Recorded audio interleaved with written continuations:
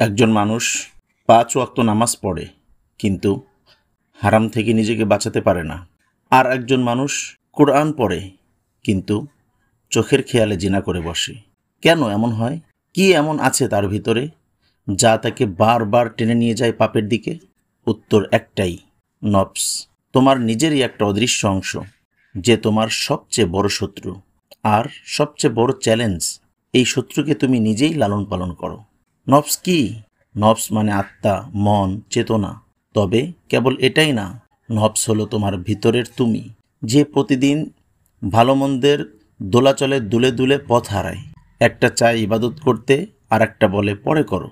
এই দোটানার নামই নফসের যুদ্ধ।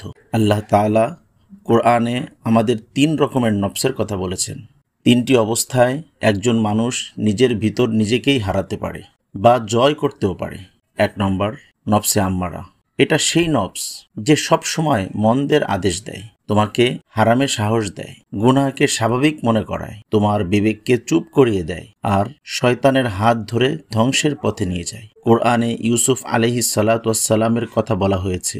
নিশ্চয়ই নফস বারবার মন্দ কাজের দিকে নিয়ে যায়। ২ নম্বর, নফসে লাওয়ামা। এই নফস পাপ করে কিন্তু চুপ থাকে না। পরে মনটা কাঁদে, চোখ ভিজে যায়, বিবেক চিৎকার করে, তুমি এটা করছো কেন?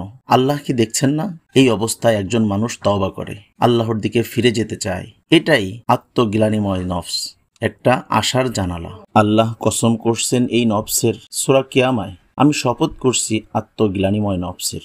৩ নম্বর, নফসে মুতমাইন্না। সবচেয়ে প্রশান্ত নফস, যে আল্লাহর স্মরণে পরিতৃপ্ত, যে সিজদায় শান্তি পায়, যে গুনাহে লজ্জিত হয় আর তওবার পর হাসি মুখে ইবাদতে ডুবে যায়। আল্লাহ বলেন, হে শান্ত আত্মা, তুমি ফিরে এসো তোমার প্রতিপালকের দিকে, সন্তুষ্ট হয়ে এবং তাকে সন্তুষ্ট করে। প্রতিদিন আমরা কখনো আম্মারায় চলে যাই, কখনো লাওয়ামার কাছে ফিরে আসি, আবার মাঝে মাঝে মুতমাইন্নার দিকে এগোই। এই ওঠা নামা, এই ভিতরের কান্না, এটাই আমাদের নফসের লড়াই। এই নফসই তোমার জান্নাতের পথের চাবি হতে পারে, আর এই নফসই তোমার জাহান্নামের দরজা খুলে দিতে পারে। প্রতিদিন তুমি যাকে জয় করো না, সে একদিন তোমাকে গিলে ফেলবে। তুমি কি আজ নিজেই নফসের বিরুদ্ধে জিতছ?